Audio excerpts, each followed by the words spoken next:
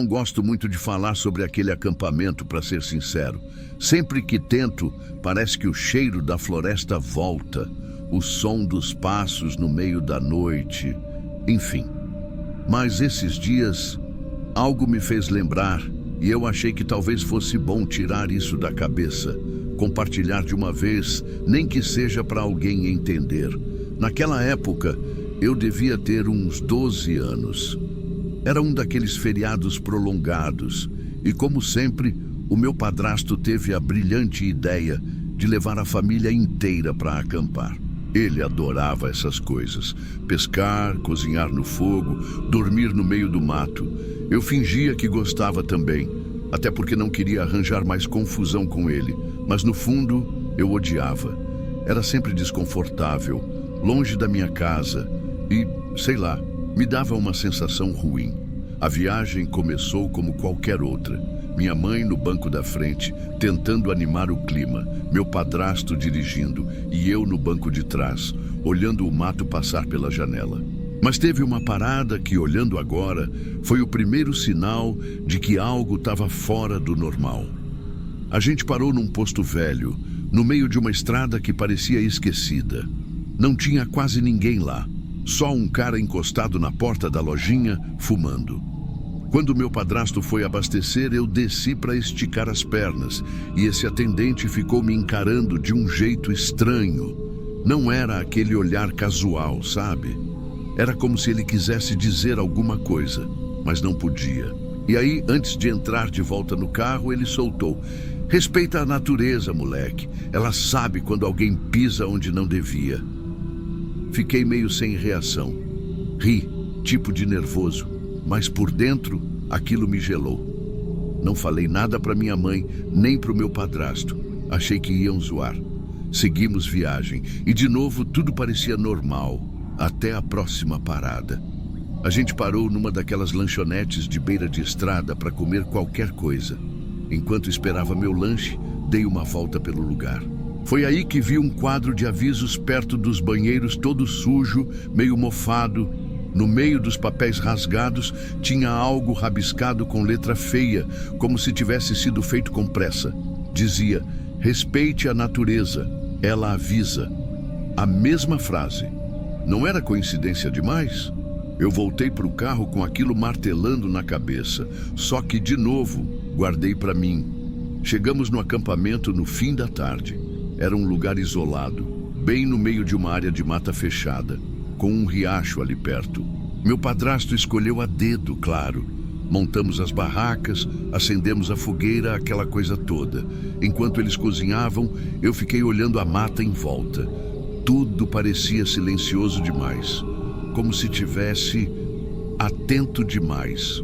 Naquela primeira noite, demorou para eu conseguir dormir.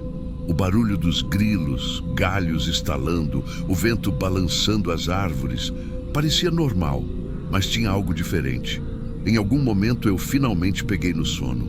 De manhã, acordei com minha mãe me chamando para tomar café. Saí da barraca e assim que abaixei o zíper da entrada, dei de cara com aquilo. Bem na frente da minha barraca tinha um passarinho morto. Mas não era só isso. O jeito como ele estava ali, meio posicionado, parecia que tinha sido deixado de propósito. E quando me abaixei para afastar, percebi algo debaixo dele. Um pedaço de papel amassado. Desdobrei e quase deixei cair. Estava escrito, com letras tortas e feias: "Vá para casa." E mostrei para o meu padrasto. Ele deu risada, disse que era coisa de algum moleque querendo fazer pegadinha. Minha mãe tentou não mostrar, mas eu via no rosto dela que ela ficou abalada. Mas claro, seguimos o dia como se nada. Aquela tarde foi estranha. Eu tinha a sensação constante de que alguém estava observando. Cada estalo no mato, cada folha mexendo, parecia que alguém ia aparecer a qualquer momento. Mas ninguém apareceu.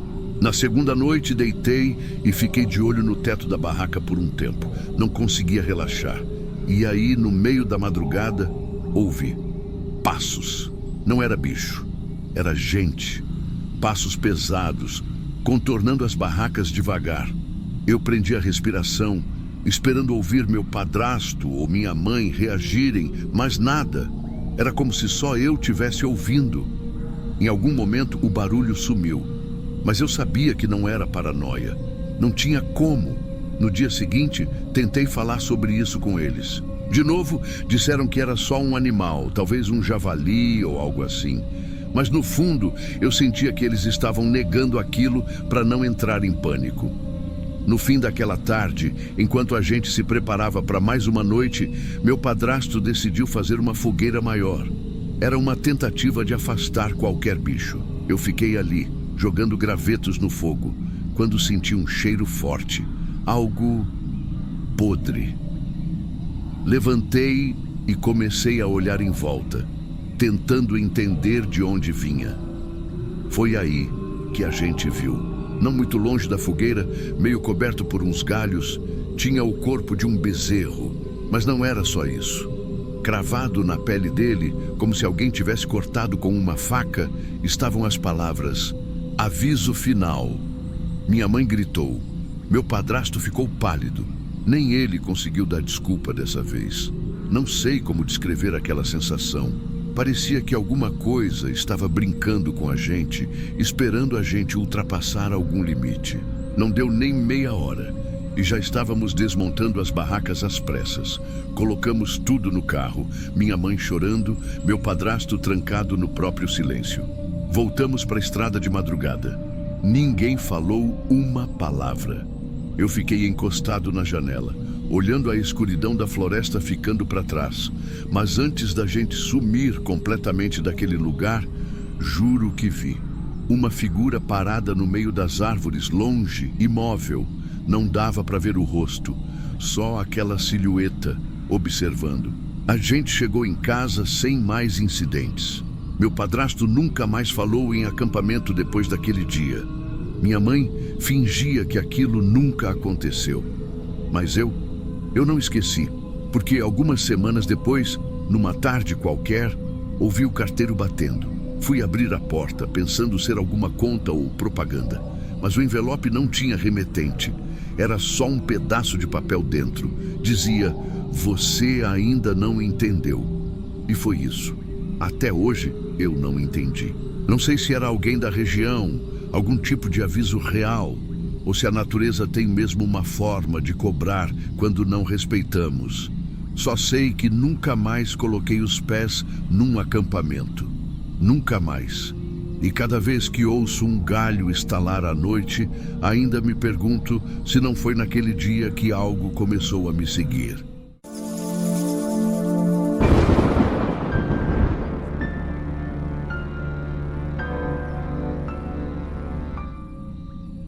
Eu nunca fui de acreditar que certos lugares guardam presenças. Não estou falando de espírito, dessas coisas que o povo gosta de contar, mas de algo que parece fazer parte da própria terra, como um segredo antigo. Eu só fui entender isso naquela noite, no retiro de busca e resgate. E sinceramente tem coisa que, até hoje, eu preferia não ter visto. Tudo começou durante um desses encontros anuais que a nossa equipe organiza. Para quem não sabe, eu trabalho como voluntário especializado em operações de busca e resgate. A gente usa cães farejadores treinados especificamente para localizar restos mortais. É um trabalho pesado, não só fisicamente, mas mentalmente também. E esses retiros que a gente faz são meio que uma forma de treinar, aperfeiçoar técnicas e reforçar confiança entre a equipe e os cachorros. Era um lugar afastado, como sempre.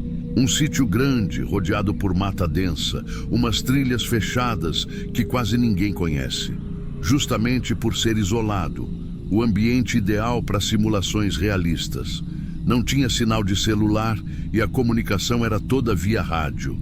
À noite, então, só com lanterna e equipamento, porque o breu era completo. Naquela noite estava tudo dentro do planejado. O exercício seria simples: localizar um ponto específico numa trilha marcada, no escuro, apenas seguindo as indicações e o faro do cachorro. Eu estava com o Thor, meu pastor belga. cão experiente, obediente. Nunca falhou em treino nenhum. Era só mais um exercício, pelo menos era o que eu pensava. Só que, logo que entramos na trilha, eu senti que o Thor estava inquieto. Não era como ele costumava agir. Ele começou a farejar com intensidade, se afastando da trilha oficial, puxando para uma área mais íngreme. Tentei chamar a atenção dele, guiar de volta, mas ele insistia. Latia baixo, focado, como se estivesse farejando algo real. Não parte do exercício. Eu devia ter chamado no rádio, avisado que ia sair do percurso. Mas naquela hora, sabe, eu confiei no instinto dele. A trilha começou a descer forte e eu fui acompanhando. O mato fechava cada vez mais e quando percebi já não via mais nem as fitas que marcavam o caminho. Foi aí que escorreguei. Não foi um simples tombo. Eu rolei uns bons metros pela ladeira, batendo de lado nas pedras. Senti na hora que algo quebrou. Costela, com certeza. A cabeça também bateu forte. Quando parei de rolar, mal conseguia respirar. Levantei devagar, tonto, sem minha lanterna, que devia ter voado ladeira abaixo. O rádio tinha apagado na queda. E o pior, o Thor sumiu. Nada de barulho, nem faro, nem sinal dele. Naquele momento, o protocolo era claro: ativar o GPS de emergência. Fiz isso quase no automático. Mas eu sabia que podia levar um tempo até rastrearem. O lugar era complicado, sem linha de visão fácil. Enquanto isso, fui tentando me manter calmo. Só que tem uma coisa que ninguém ensina nos treinamentos: o silêncio da mata. Porque depois do susto, da dor, o que ficou foi um silêncio tão pesado que parecia ter volume, como se tudo ao redor tivesse parado, escutando junto comigo. Comecei a chamar o Thor, voz fraca, mas insistente. Minutos que pareceram horas, até que no meio desse silêncio ouvi passos. Primeiro pensei que fosse algum colega. Talvez alguém tivesse conseguido rastrear meu sinal rápido, mas logo percebi que os passos eram calmos demais. Lentos, arrastados até. Quem quer que fosse, não estava com pressa. Eu gritei, pedi ajuda, mas não houve resposta. Só os passos ficando mais próximos. O coração disparou. Eu conhecia bem aquele tipo de floresta. Bicho nenhum andava daquele jeito. Então veio a voz. Uma voz masculina, baixa, clara, falando como se estivesse ao meu lado, mas sem que eu enxergasse ninguém. É perigoso andar sozinho por aqui. Muita gente já morreu nessas matas, sabia? O jeito que ele falou aquilo, sem preocupação, sem urgência, só afirmando como se fosse um fato qualquer. Frio, quase satisfeito. Tentei perguntar quem era, se era alguém do grupo, mas não houve resposta direta. Ele soltou outra. Eles não avisaram? Esses morros não gostam de gente curiosa. E o pânico foi batendo diferente. Não era só medo de estar machucado ou sozinho. Era medo daquela presença em específico. Porque dava para sentir que quem falava comigo não estava ali para ajudar. Eu queria levantar, correr, qualquer coisa, mas mal conseguia ficar de pé sem ver estrelas por causa da cabeça. Segurei firme no GPS, tentando lembrar dos protocolos, respirando fundo. Chamei o Thor de novo, sem parar. E foi quando ouvi latidos. Do nada, o Thor apareceu entre os arbustos, latindo forte, direto na direção de onde vinha a voz. Mas o estranho já não estava mais lá. Sumiu como se nunca tivesse existido. O Thor ficou rosnando, inquieto, como se ainda sentisse algo. Alguns minutos depois, finalmente ouvi vozes conhecidas, lanternas cortando o escuro. Era minha equipe, tinham conseguido rastrear o sinal. Quando me encontraram, expliquei rápido o que tinha acontecido, ainda tentando entender se aquilo tudo podia ter sido coisa da minha cabeça. Mas um detalhe me deixou gelado. Enquanto me levavam de volta para o acampamento, um dos caras comentou que naquela noite, algumas pessoas também tinham visto uma figura rondando o local. Um homem parado entre as árvores, observando, mas que desaparecia sempre que tentavam se aproximar. Ninguém reconhecia, ninguém sabia de onde tinha vindo. Depois disso, tomaram a decisão de encerrar o retiro mais cedo e mover o acampamento para outro local. Oficialmente, falaram que era por segurança, para evitar riscos físicos. Mas quem estava lá naquela noite sabe que não foi só por isso. Até hoje, quando alguém fala daquela área, dá para perceber um certo incômodo no olhar dos que estavam lá. A gente evita comentar. Ninguém quer alimentar algo que parece vivo demais. O mais estranho de tudo é que nos anos seguintes fiquei sabendo que naquela mesma região algumas pessoas desapareceram de verdade. Trilheiros, moradores que foram procurar gado perdido, casos que ficaram sem explicação. E eu nunca mais consegui esquecer aquele momento exato no meio do mato, escuro, machucado, ouvindo aquela voz calma me dizendo que muita gente morre por lá. Depois daquela noite, aprendi que em certos lugares é melhor não questionar muito o que anda observando você por trás das árvores.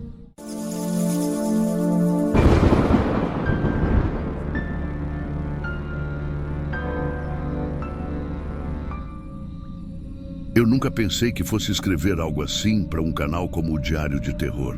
Sempre fui daquele tipo de pessoa que gosta de acampar, que gosta da natureza, do silêncio, sabe? Mas, depois do que aconteceu comigo e com minha namorada naquela tarde no Parque Estadual, eu simplesmente não consigo mais pisar num lugar assim, sem olhar por cima do ombro. Isso aconteceu faz pouco mais de um ano. Até hoje, eu não consigo esquecer.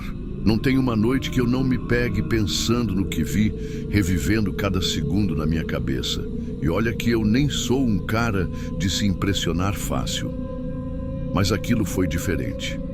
Foi como se eu tivesse olhado para o pior lado do ser humano ali, no meio do mato, onde ninguém poderia ajudar. Mas deixa eu contar do começo. Eu e a Júlia, minha namorada, tínhamos combinado de fazer uma trilha e acampar num canto mais afastado do Parque Estadual do Vale Verde. Eu conhecia bem aquele parque. Já tinha ido lá várias vezes com meu pai quando era moleque. Era um lugar bonito, meio isolado, perfeito para quem queria passar uns dias longe da bagunça da cidade. A Júlia estava animada, e eu também.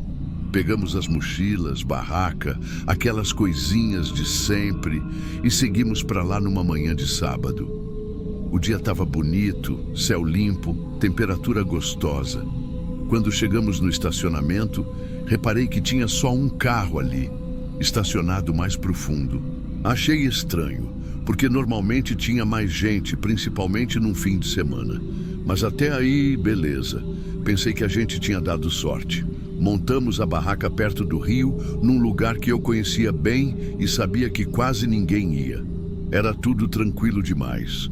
A Júlia até comentou que parecia que estávamos sozinhos no mundo. E de certo modo, estávamos mesmo.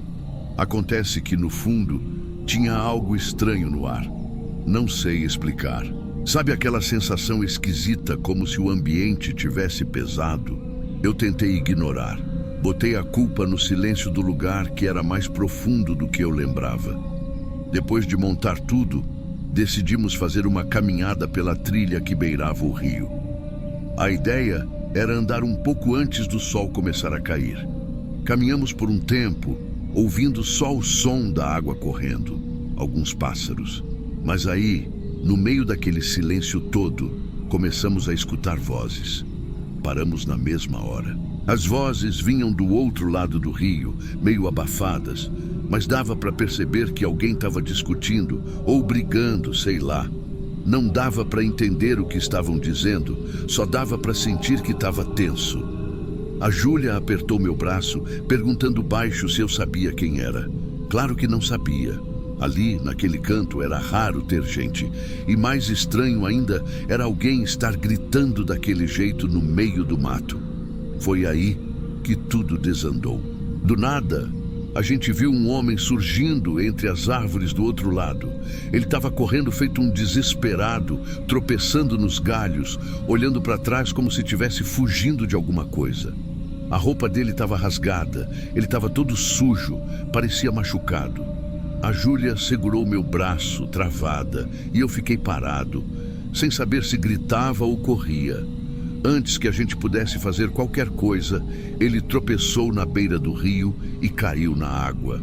O instinto foi querer ajudar. Eu dei um passo para frente, tentando entender o que estava acontecendo. Mas aí vieram os tiros, 3 tiros secos, altos, que ecoaram pela floresta. Foi rápido demais. O homem levou os tiros e ficou imóvel na água, como se o corpo dele tivesse desligado ali, na nossa frente. Eu lembro do som dos pássaros sumindo de repente, como se tudo tivesse parado por um segundo. A Júlia já estava chorando, me puxando pelo braço, dizendo que a gente precisava sair dali. E eu, no meio do choque, só consegui pensar: quem atirou está por perto, e se viram a gente? Foi instinto. Peguei ela pela mão e começamos a correr de volta pela trilha. Eu conhecia aquele parque, sabia uns caminhos paralelos, então tentei sair da trilha principal. Mas cada passo parecia que ia explodir meu peito. A coisa mais horrível era aquele silêncio, sabe? Porque depois dos tiros, tudo ficou quieto demais. E eu tinha certeza que alguém podia estar nos seguindo. Cada galho quebrado, cada folha que se mexia, parecia que tinha alguém atrás da gente. Em certo momento, paramos atrás de umas pedras para tentar recuperar o fôlego. A Júlia não conseguia parar de chorar, tremendo inteira. E eu, tentando manter a calma, só pensava: será que quem atirou viu a gente? Será que está atrás da gente agora? Não sei explicar, mas eu juro que senti que tinha olhos em cima da gente. Aquela sensação de ser observado que arrepia a nuca estava forte demais. A gente continuou correndo, evitando fazer barulho, tomando cuidado para não cair. Levamos quase meia hora até conseguir chegar de volta perto do estacionamento. Quando finalmente vimos nosso carro, foi um alívio que não dá para descrever.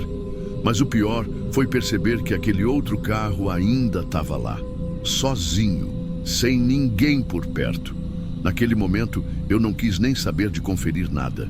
Entrei no carro o mais rápido possível, travei as portas, liguei o celular para chamar a polícia. Eu estava tremendo tanto que mal conseguia digitar.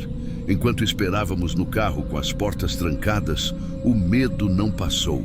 A Júlia dizia que achava que alguém podia sair da mata a qualquer momento.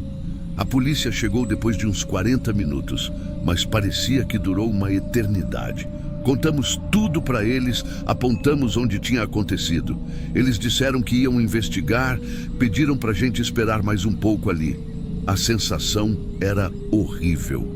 Eu ficava olhando para os arbustos, para o caminho por onde tínhamos vindo, esperando a qualquer instante ver alguém surgindo dali. Dias depois, a polícia entrou em contato. Disseram que encontraram o corpo do homem no rio, mas nada além disso. Nenhuma pista de quem poderia ter feito aquilo, nenhum vestígio, além de marcas na margem. O carro que estava no estacionamento, também não conseguiram rastrear ninguém a partir dele. Nenhum registro. O caso ficou sem solução. O que mais me destrói até hoje é que eu nunca soube quem era aquele homem. Nunca soube por que ele estava fugindo, quem eram as pessoas que estavam atrás dele, ou se estavam caçando ele por algo muito pior. Eu fico pensando, e se a gente não tivesse corrido a tempo? Será que seríamos só mais 2 corpos no meio daquele mato? Alguém algum dia teria encontrado a gente? Eu sei que parece exagero, mas a sensação que eu tive naquele dia foi de que a gente tinha presenciado algo que não era para ter visto. Desde então, eu não consigo mais acampar. Não consigo mais ouvir o som de galhos quebrando sem me arrepiar inteiro. E até hoje, quando lembro do rosto daquele homem correndo desesperado, sei que aquela cena vai me acompanhar para sempre. Eu decidi compartilhar isso aqui porque eu sei que tem gente que vai entender. E talvez alguém até já tenha vivido algo parecido. Mas se posso deixar um conselho, nunca subestime o silêncio do mato. Porque às vezes o que está escondido nele é muito pior do que você imagina.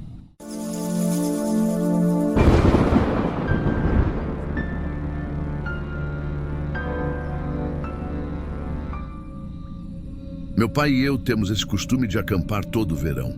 É meio que um ritual nosso, sabe? Desde que eu era criança, ele sempre falava que acampar ensina a ser mais forte, mais independente.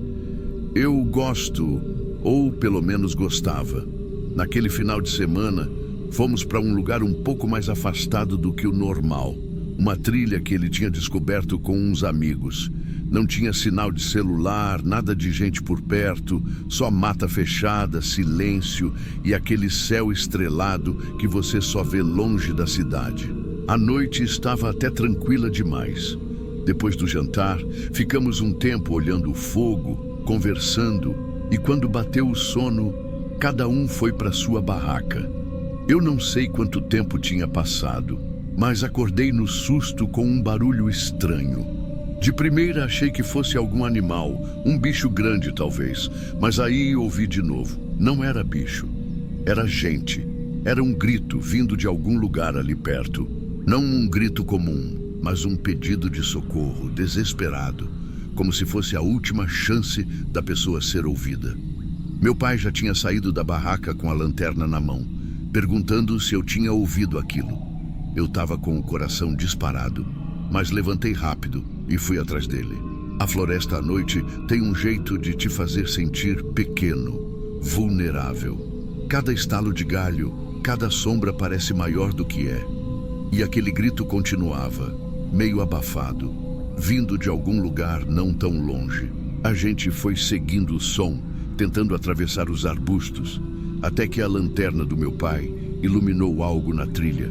Um homem. Ele estava curvado, com as mãos pressionando o abdômen, e dava para ver de longe que tinha algo errado.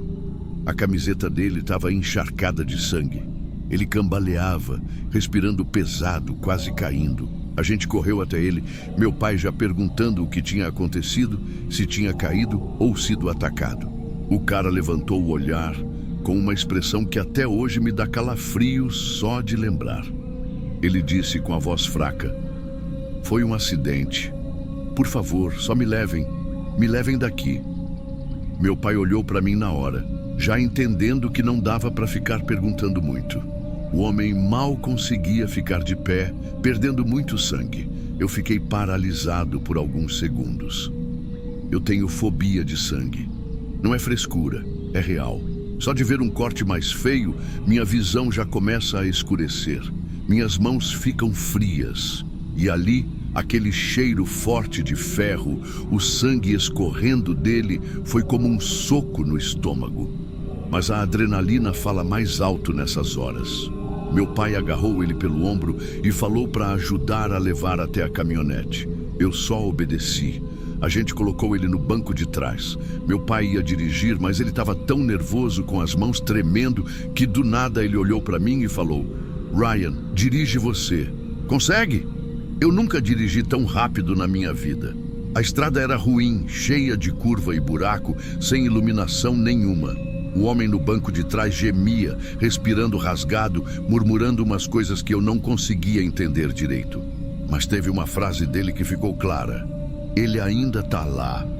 Na hora eu achei que fosse delírio, sabe? Que ele estava consciente demais para alguém que perdeu tanto sangue me deixou estranho. Meu pai perguntou: "Quem tá lá? O que aconteceu com você?" Mas ele só balançou a cabeça, apertando mais o corte, e falou baixo: "Só dirige, não dá para explicar." O hospital ficava uns 20 minutos dali, mas parecia uma eternidade. E teve um momento que quase me fez parar o carro no meio da estrada. Olhando pelo retrovisor, juro que vi luzes, como se alguém estivesse vindo atrás da gente. Primeiro pensei que fosse só um carro vindo na mesma direção, mas depois percebi que as luzes não eram fortes o suficiente. Parecia lanterna. Mas não durou muito. Logo sumiram no meio das árvores. Quando finalmente chegamos no hospital, desci do carro quase tropeçando. Gritamos por ajuda, os enfermeiros correram, colocaram o homem na maca, conectaram ele no soro, tentando conter a hemorragia. A polícia apareceu pouco depois, perguntando o que tinha acontecido, como a gente tinha encontrado ele. Eu expliquei tudo, ainda meio em choque, enquanto meu pai contava para o outro policial. Só que a parte mais estranha foi quando vi um dos enfermeiros saindo do quarto e falando que o homem não quis contar como tinha se machucado. Só pediu para não chamarem ninguém, que não queria prestar queixa. O policial olhou para a gente, deu um suspiro e disse: "Parece que tem mais nessa história do que ele está contando." Naquela hora, a única coisa que eu queria era voltar para o acampamento, tentar dormir e fingir que nada daquilo tinha acontecido. Mas é claro que não ia ser tão simples. No dia seguinte, enquanto a gente desmontava as barracas, ouvi passos vindo da trilha. Achei que fosse algum guarda florestal, mas era um homem diferente, mais velho, barba por fazer, vestindo uma jaqueta surrada. Ele perguntou se éramos nós que tínhamos socorrido um homem ferido na noite anterior. Meu pai confirmou. O homem respirou fundo e se apresentou como irmão dele. Disse que veio agradecer, que se não fosse por nós, ele teria morrido ali na mata. Mas tinha algo estranho nele. O jeito como ele falava, sempre olhando por cima do ombro, como se estivesse esperando alguém sair do meio das árvores. Durante a conversa, ele soltou algo que fez meu estômago revirar. Ele não devia ter saído sozinho, mas vocês fizeram a parte de vocês. Obrigado. Meu pai, claro, perguntou o que exatamente tinha acontecido, mas ele só deu um sorriso sem graça e desviou o assunto. Antes de ir embora, ele soltou outra frase que ficou ecoando na minha cabeça. Tem coisas naquela floresta que é melhor deixar quietas, mas obrigado de verdade. E foi embora sem dar mais explicação. Na volta para casa, eu fiquei pensando em tudo. A expressão no rosto do homem ferido, os murmúrios dele no carro, aquelas luzes estranhas que vi no retrovisor. O pior de tudo é que ele sobreviveu. A gente podia ter respostas, mas ele escolheu não contar. Até hoje, quando lembro daquela noite, fico me perguntando o que realmente aconteceu naquela trilha. Quem ou o que causou aquele corte nele? E principalmente, por que ele preferiu guardar esse segredo? Mas o que mais me incomoda, e eu nunca falei isso pro meu pai, é que no momento em que a gente estava carregando ele para a caminhonete, eu tive uma sensação esquisita. Aquela impressão de que tinha mais alguém ali, observando a gente no meio do breu da floresta.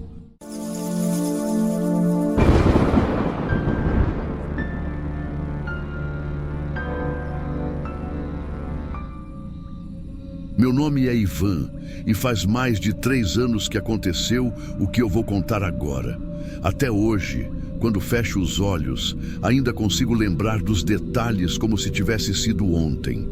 Nunca pensei em mandar esse relato para ninguém, mas depois que comecei a ouvir o Diário de Terror, percebi que talvez outras pessoas já tenham passado por algo parecido. Ou pior. Eu só sei que até hoje eu não consigo explicar. Tudo começou com uma trilha. Eu sempre fui apaixonado por trekking, trilhas longas, isoladas, daquele tipo que você passa dias longe da civilização, dorme em barraca, cozinha o que puder. Eu e 2 amigos, o Davi e o Renato, combinamos de encarar uma trilha pesada que atravessava uma área de mata fechada. Eram quase 60 quilômetros no total. A ideia era terminar em 4, 5 dias no máximo. No começo foi tudo tranquilo, só cansaço e as dificuldades normais. A gente levava comida desidratada, barrinhas, mas acabou cometendo um erro feio no planejamento. Subestimamos o tempo. Choveu 2 dias seguidos. O terreno ficou uma lama só e a gente não conseguia avançar como deveria. Resultado: o estoque de comida foi acabando. No 3º dia, já estávamos irritados, fracos. Nosso maior problema era a proteína, só tínhamos carboidrato leve, e isso estava detonando a energia. Eu lembro que naquela manhã, o Davi acordou meio febril. Ele sempre foi o mais animado, mas parecia abatido, com olheiras profundas, falando pouco. O Renato, mais cabeça quente, já estava ficando nervoso, reclamando de tudo. Mas até aí, ok.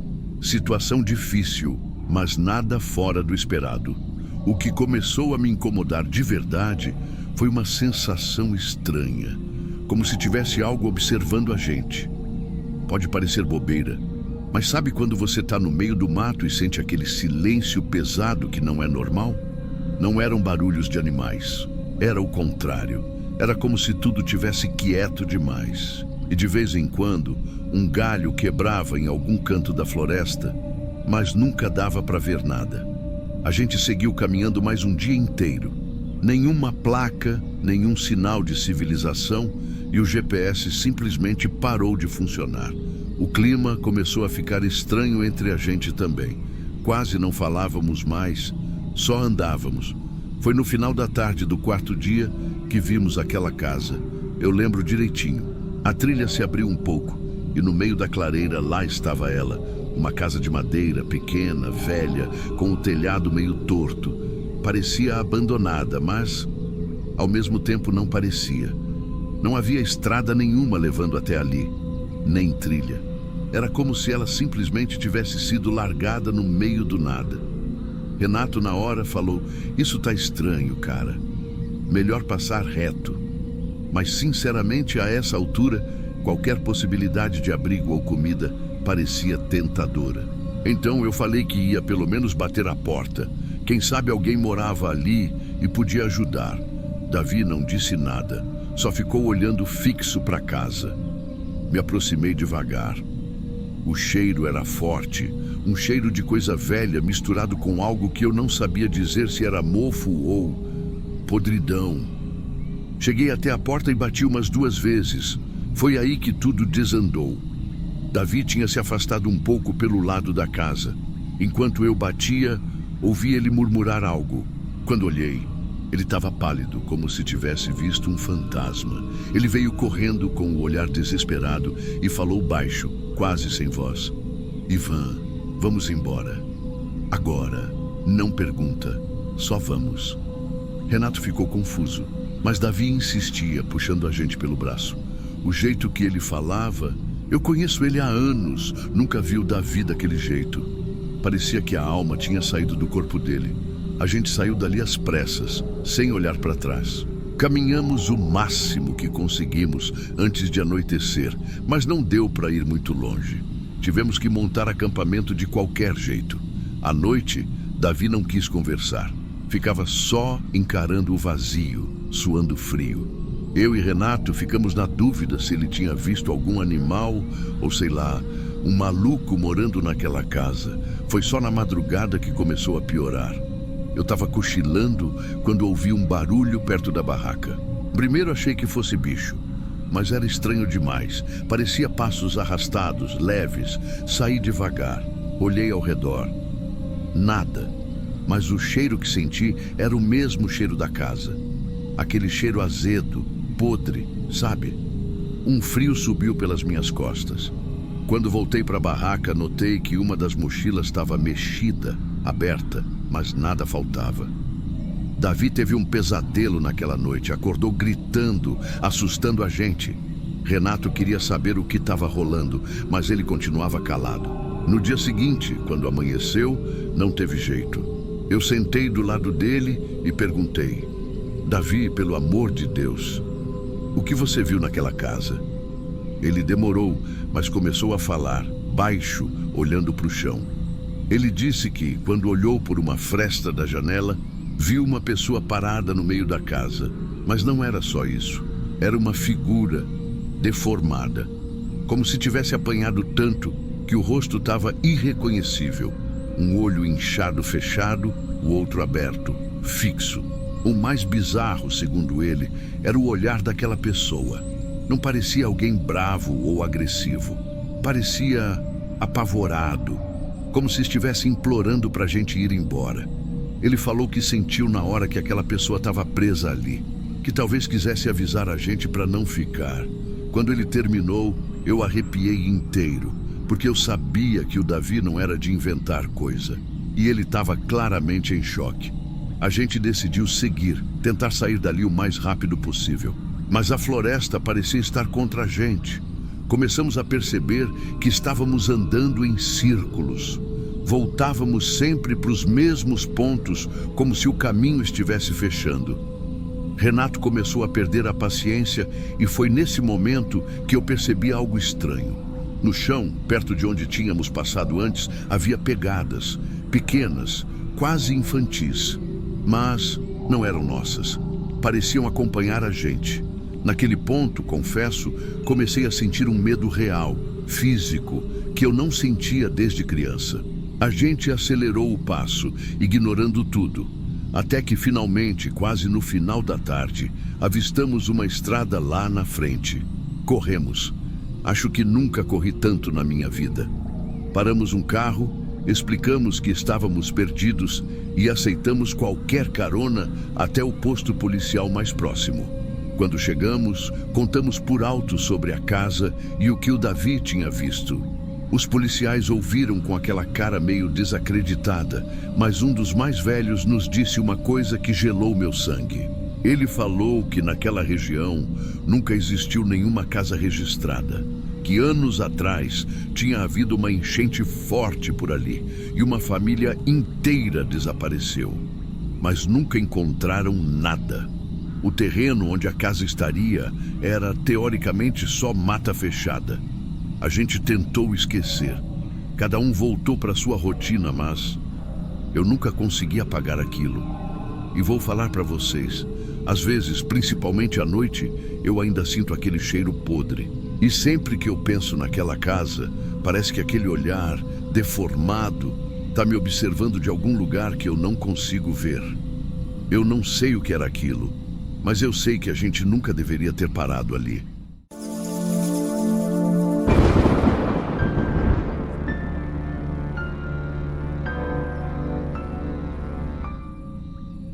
Oi pessoal do Diário de Terror, meu nome é Caio e eu nunca imaginei que um dia eu mandaria um relato para vocês.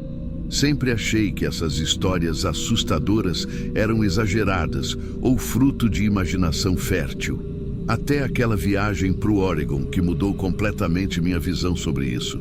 Até hoje, quando eu fecho os olhos, eu ainda vejo aqueles olhos me encarando no meio da escuridão. Eu queria contar como uma simples viagem entre amigos acabou com um ataque de pânico dentro do meu carro, minha demissão no dia seguinte e uma cicatriz que ficou na minha cabeça até hoje.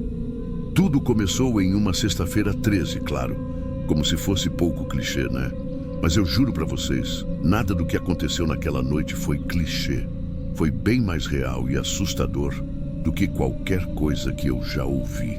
Eu e mais 3 amigos, o Pedro, a Ana e o Marcelo, decidimos tirar um final de semana para relaxar.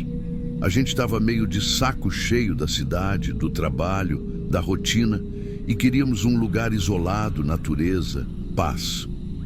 O Pedro sugeriu Snively Hot Springs, no interior do Oregon. Um lugar meio afastado, pouca gente, umas fontes termais no meio da floresta. O detalhe é que o Pedro sempre gostou dessas coisas mais alternativas. E ele também levou uns cogumelos alucinógenos para a gente experimentar. Nada demais, só para expandir a mente, como ele dizia. Eu confesso que nunca fui fã dessas coisas, mas estava ali no clima, com amigos, e pensei, por que não? A viagem até lá já foi meio estranha. Sabe quando você sente que tem algo no ar?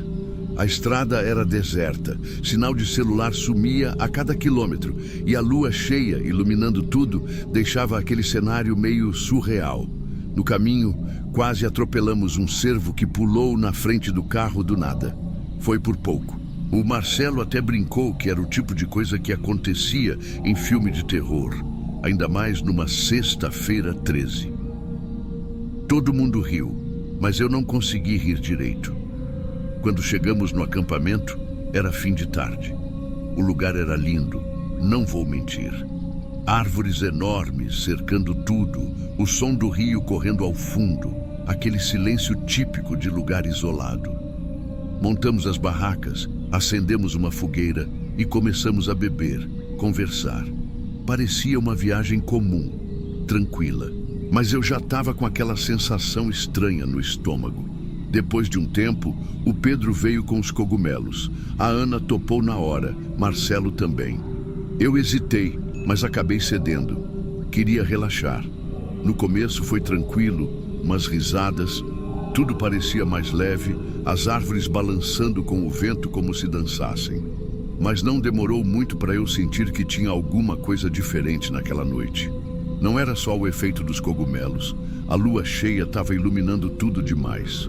Dava para enxergar longe, mas ao mesmo tempo criava sombras pesadas entre as árvores. Os sons da floresta pareciam ampliados, cada galho quebrando fazia meu coração acelerar. Foi aí que o Pedro teve a brilhante ideia de sair para uma caminhada.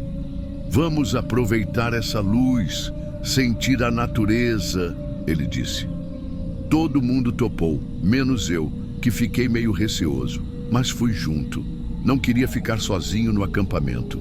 A gente seguiu por uma trilha meio aberta, andando devagar, rindo das coisas mais bobas. Só que quanto mais a gente andava, mais eu sentia aquele aperto no peito. Tinha algo estranho no ar, como se alguém ou alguma coisa estivesse observando a gente. Mas eu achava que era só paranoia do efeito, até que de repente o Marcelo parou seco na frente e apontou para a esquerda. A uns 10 metros da gente, no meio dos arbustos, tinha 2 olhos brilhando, fixos. Não era reflexo de animal pequeno, não. Era grande. O bicho saiu um pouco das sombras e foi impossível não reconhecer. Era um puma, enorme, parado, olhando direto para a gente. Na hora, ninguém soube o que fazer. O Pedro até tentou manter a calma. Falou baixinho para a gente não correr, que era só encarar e andar devagar. Mas ninguém conseguia tirar os olhos do animal. O silêncio era tão absoluto que dava para ouvir nossas respirações aceleradas. Eu sentia minha garganta secar. A Ana deu um passo para trás e, sem querer, pisou num galho. O barulho foi como uma explosão no meio daquele silêncio. O puma deu um passo à frente. Ninguém respirava. Eu juro para vocês, naquela hora eu senti que era questão de segundos para ele avançar. Mas foi aí que veio o pior. Do lado direito, mais ao fundo, a gente ouviu outro som. Outro par de olhos brilhantes. Um pouco menor, mas não menos assustador. Era outro puma, talvez um filhote. E isso deixou tudo mais perigoso. Porque se era uma mãe com um filhote por perto, qualquer movimento nosso podia ser interpretado como ameaça. O Marcelo começou a tremer, e eu sentia minhas pernas ficando bambas. O Pedro tentava falar alguma coisa, mas ninguém mais escutava. Eu só conseguia pensar que a gente estava cercado.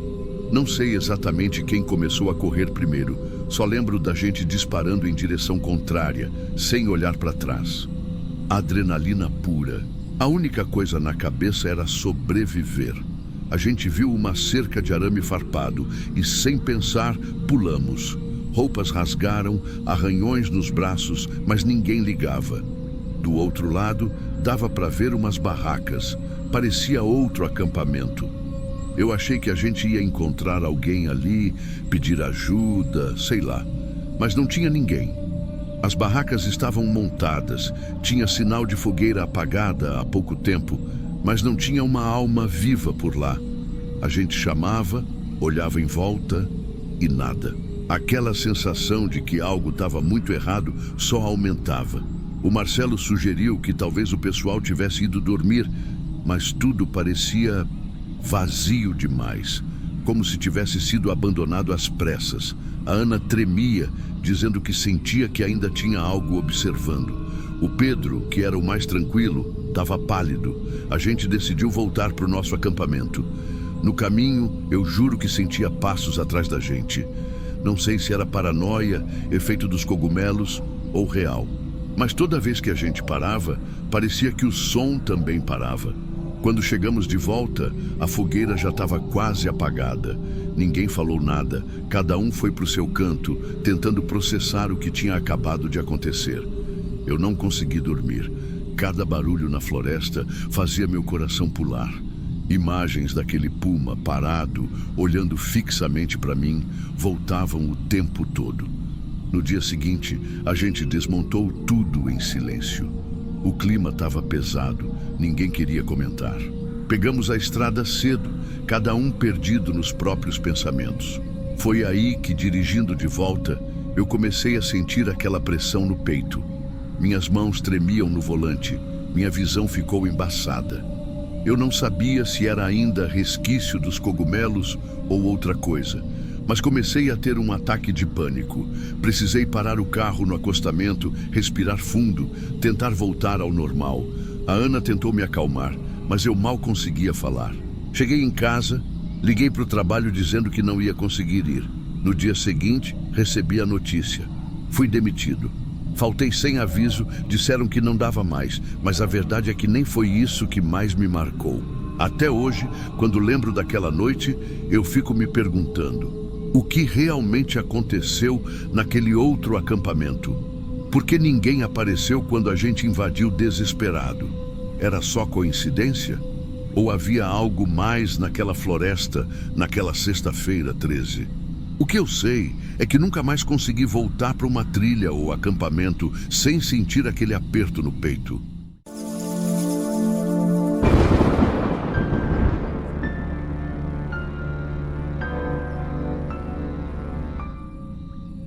Sabe quando a gente guarda uma coisa por anos e por mais que tente esquecer, de vez em quando ela volta com força? Então, tem uma imagem que nunca mais saiu da minha cabeça. É algo que eu não gosto muito de falar, mas resolvi mandar esse relato para o canal porque, sinceramente, talvez alguém precise ouvir. Isso aconteceu há mais ou menos uns 15 anos. Eu e 2 amigos, o Davi e o Maurício, decidimos fazer uma viagem diferente. A gente sempre foi meio fissurado por aventura e naquela época não tinha muita preocupação, sabe? Jovem, sem medo de nada. Então, um dia, o Davi chegou com uma ideia absurda: acampar no meio da Amazônia. No começo achei que era zoeira, mas ele já tinha visto vídeos, pesquisado e queria viver essa experiência raiz, longe de tudo e de todos. E lá fomos nós. Chegando lá, parecia tranquilo. Montamos barraca perto de um rio, a paisagem era surreal de bonita. E o silêncio só era cortado pelos sons da mata. De verdade, nos primeiros dias foi tudo meio mágico, uma sensação de liberdade que eu nunca tinha sentido. Só que essa liberdade tem um preço, e a gente pagou caro. O problema começou quando a gente percebeu que não calculou direito os suprimentos. Jovem acha que não precisa de muito, né? Mas ali, no meio do nada, sem comida e pouca água, a brincadeira perde a graça rapidinho. A gente ficou sabendo, através de um morador que passou de barco, que havia uma vendinha a umas boas horas de caminhada, seguindo uma trilha meio improvisada. Como já estava no fim da tarde, pensamos: vamos rápido, pegamos o que precisa e voltamos logo. Só que tudo naquele lugar tem um ritmo diferente. E nada foi tão simples. Pegamos a trilha, cada um com uma mochila leve. Depois de umas 2 horas caminhando, encontramos a tal vendinha. Um lugar estranho. Parecia mais um barraco. Gente com um olhar desconfiado, ninguém falava muito. Compramos o básico e, no impulso, umas cervejas também. Coisa de idiota que acha que está só curtindo. Voltamos pela mesma trilha, agora com a luz quase sumindo. E foi aí que a sensação ruim começou. Eu não sei explicar. Era como se alguém estivesse observando a gente o tempo todo. O Maurício até comentou, meio rindo, que sentia uns olhos na nuca. Davi, mais marrento, falou que era coisa da nossa cabeça. Mas eu já estava com o estômago embrulhado. Para piorar, a gente resolveu abrir uma das cervejas no caminho, tentando relaxar. Bobeira, porque logo em seguida o Maurício pediu para parar. Queria dar uma mijada. Se afastou um pouco da trilha, enquanto eu e Davi esperávamos. Só que ele demorou, tempo demais. Quando ele voltou... Cara, eu nunca vi o Maurício daquele jeito. Branco, suado, ofegante. Não conseguia nem falar direito. Só dizia: a gente precisa sair daqui, agora. A gente tentou entender, perguntou o que tinha acontecido, mas ele estava quase tremendo. Até que ele soltou: tem uma clareira ali. Uns caras Eles estavam com uma menina amarrada. Eles estavam batendo nela, mano. Com facão, porrete. É sério, bora sair daqui. Eu senti um gelo no peito na hora. E o jeito que ele falou, não era zoeira. Dava pra ver no rosto dele que era real. Davi ainda quis olhar, mas eu puxei ele pelo braço e falei que era melhor não. A gente disparou, correndo. O barulho da mata parecia mais alto. Cada passo nosso era um estalo. E eu sentia que a qualquer momento alguém podia sair do meio das árvores atrás da gente. Não falávamos nada, só corríamos. O ar parecia pesado. As cervejas ficaram esquecidas no chão. Quando finalmente chegamos no acampamento, o Maurício não conseguia parar de andar de um lado para o outro, repetindo que precisava ligar para a polícia. Só que não tinha sinal. Depois de um tempo, subimos num morrinho perto do rio, onde às vezes o celular pegava uma barrinha. Ligamos, falamos rápido do jeito que dava, passamos localização aproximada, mas a ligação caiu. Aquela noite foi uma das piores da minha vida. A gente não dormiu. Cada barulho parecia alguém chegando. Eu ficava me perguntando se eles tinham visto o Maurício. Se estavam atrás da gente agora. Se aquela garota estava viva.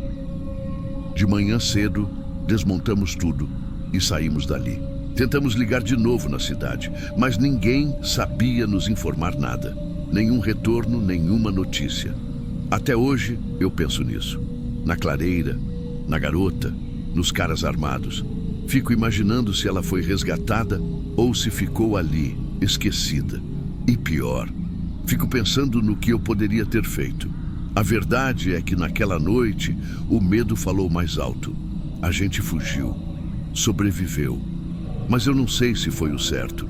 Isso tudo ficou marcado. Não importa o quanto tempo passe. Às vezes, à noite, quando tudo está silencioso demais, eu volto para aquela floresta.